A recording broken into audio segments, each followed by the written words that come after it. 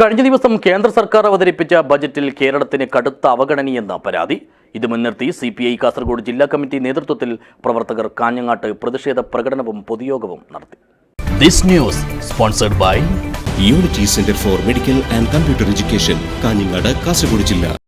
കേന്ദ്രത്തെ പരിപൂർണമായും അവഗണിച്ച് രാജ്യത്തെ ഫെഡറൽ സംവിധാനം അട്ടിമറിക്കുന്ന ബജറ്റാണ് കഴിഞ്ഞ ദിവസം കേന്ദ്ര സർക്കാർ അവതരിപ്പിച്ചതെന്ന് ആരോപിച്ചാണ് CPI കാസർഗോഡ് ജില്ലാ കമ്മിറ്റി നേതൃത്വത്തിൽ കാഞ്ഞങ്ങാട്ട് പ്രതിഷേധം സംഘടിപ്പിച്ചത്.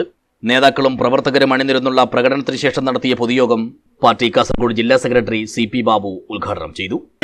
ഒരു MP ഉണ്ടായാൽ അക്കൗണ്ട് തുറന്നാൽ ഈ കേരളത്തിന് വാരിക്കോരി നൽകുമെന്നാണെന്ന് പ്രഖ്യാപിച്ചത്. പക്ഷേ നമ്മുടെ കേരളത്തിന്റെ ധനകാര്യമന്ത്രി ഇന്നലെ പറഞ്ഞത് കേരളത്തിൽ നിന്ന് അക്കൗണ്ട് തുറന്നപ്പോൾ, BJP അക്കൗണ്ട് തുറന്നപ്പോൾ കേരളത്തിന്റെ അക്കൗണ്ട് കൂട്ടി എന്നുള്ളതാണ് കേരളത്തിലെ ധനകാര്യമന്ത്രി ഇന്നലെ നടത്തിയ പ്രസ്താവനയിൽ പറഞ്ഞിരിക്കുന്നത്.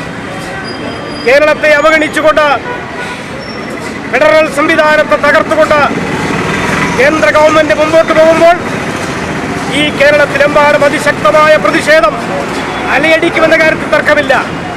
വരാൻ പോകുന്ന നാളുകളിൽ അതിശക്തമായ പ്രതിഷേധം കമ്മ്യൂണിസ്റ്റ് പാർട്ടിയും ഇടതുപക്ഷ പാർട്ടികളും ഈ കേരളത്തെ സ്നേഹിക്കുന്ന ജനങ്ങളും അതിശക്തമായ പ്രതിഷേധവുമായി മുമ്പോട്ട് പോകും എന്ന കാര്യത്തിൽ തർക്കമില്ല.